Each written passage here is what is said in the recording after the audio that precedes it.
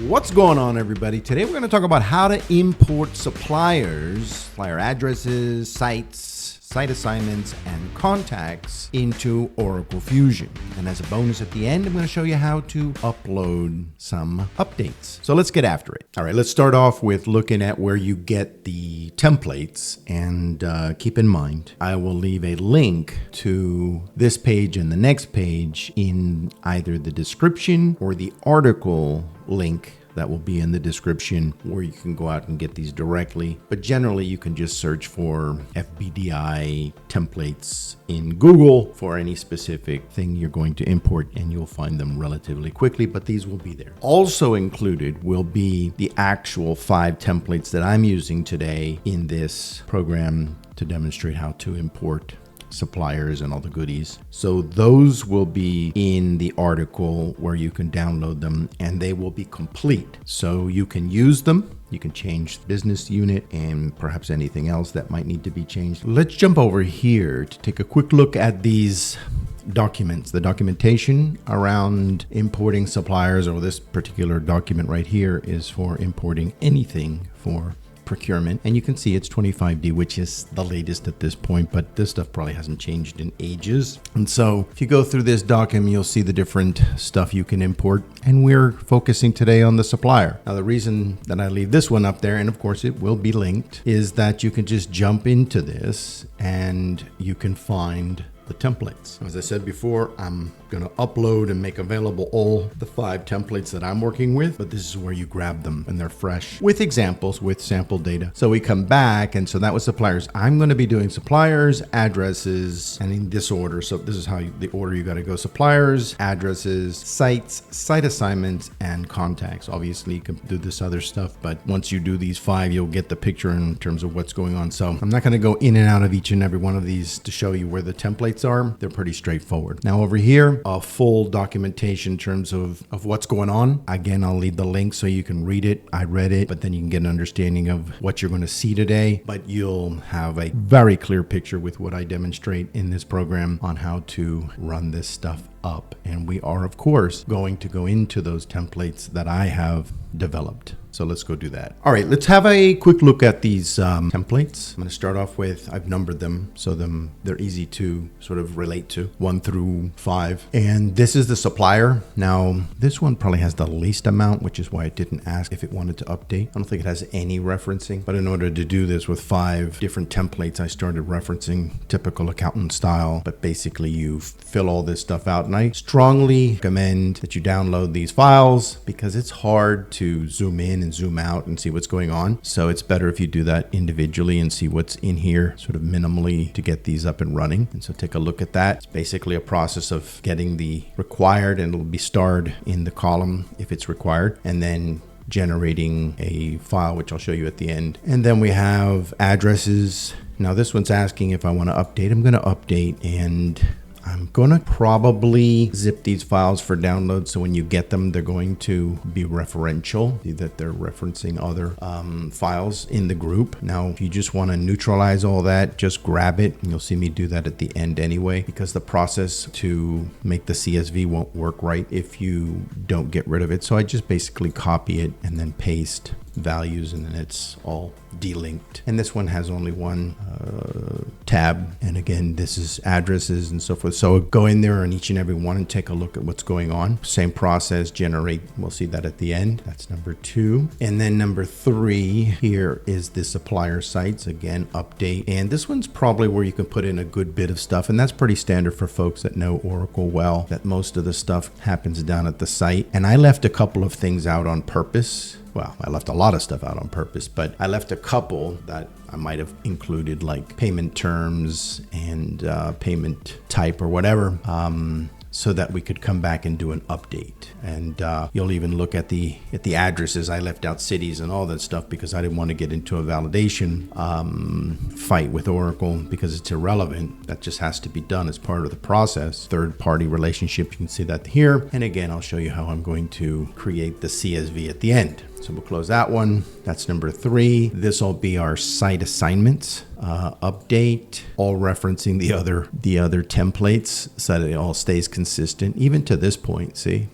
So yeah, download, zoom in, zoom out, see what's going on in these columns here, see what's required, see what's not required, see what's available, get accustomed, and it's essentially importing suppliers is getting all of the legacy data and it's to its proper column and best fit. Site assignments generate the file, don't save. And here, the 5th one is the contacts of 2 flavors. I have the address contact and then just the regular contacts for the supplier. And all of this stuff was invented by AI. Again, it's all referential and they all, as you can see here, are under create. And again, take a look at what's available, get acquainted to these documents so that you're comfortable. And so this is also referential as well. So there's 2 in that one. Come over, run the generate, and you're on your way. So that's going to do it for the templates. This last one here is the updates, and we'll take a look at that later on. I'll just go ahead and show you how I run it and what I update in it. Okay, so next up, we gotta get all of these zip files. We gotta generate. But first, as I said, I've got to get rid of the linking. So I did that. And so I'm gonna just go ahead in and out of every one of these documents and copy and paste. So there's no links. I'm gonna save it to where I need to save it so I can find it. And it creates a zip for each and every one. Creates some CSV files too, but we don't need them, we'll delete them. And so in and out of each and every one. And I don't save these documents on the way out so that they don't clobber the linking, the references. Copy, paste, run it, put it, and last but not least, the contacts. There's 2 of those 2, copy and paste, 1 and 2. And once all this is done, we will be set and ready to go do the upload process into the interface table so we can run the supplier import. And so I'm going to delete the CSVs. We don't need them. Just going to clean it up. Okay, so the next step is to run this process 5 times with the different bits and pieces. We have suppliers, we have the addresses, we have the sites, we have the sites assignments, and then of course we have the contacts and the address contacts. So these all go into interface tables that we later will process in order to get them to actually be suppliers. So we run them through, and I've sped all of this up the best that I can. I mean, I could speed it up fast, but I want it to be in such a way that you could slow it down to see exactly the name of the different processes each time, and they do change. So you just basically say import suppliers, import supplier addresses, import supplier sites, etc. So you go for each one. And then that basically takes it, loads the zip file up, and then runs the process to put it in the interface table. There is another section where you can do file import, but I like this way because you can just do the whole thing sort of in the one go per zip. So now we have the records over in the interface table. We're going to go to suppliers, import suppliers, and we're going to import suppliers. That's our first one. We're going to get the batch ID. I use the same one in every file. And so I run that and I sped everything up so that we get there fast. And then you'll see the document and it shows that, oh, one didn't get in. Well, it turned out that I, in the process of testing, had not updated a number, but I'm glad that happened because generally you're going to get errors on imports because there's a lot of stuff going on. And so it's very important not to get disenchanted when you get an error, because you should probably be getting errors across the board. Remember, we're doing 49 or 50 suppliers here. So, and you'll notice that you'll get that error over and over for that one because it's dependent on the supplier being there. And so we'll consistently see about 49 getting in there, and we'll run the process for each one. If you want to see what's going on in here, you can simply slow this down and you'll see that I basically change and run each process: supplier, addresses, sites, site assignment, and then contacts. And you can check out each document as you go to see how you did. There's 3 of them run, same batch ID. We run it again. This time we're doing the site assignment. Everything's sped up. There's our error. It's open the PDF. There's the same one. Everything else gets in, and we'll run the last one. Sped everything up. Contacts one took a bit, but yeah, we'll speed it up.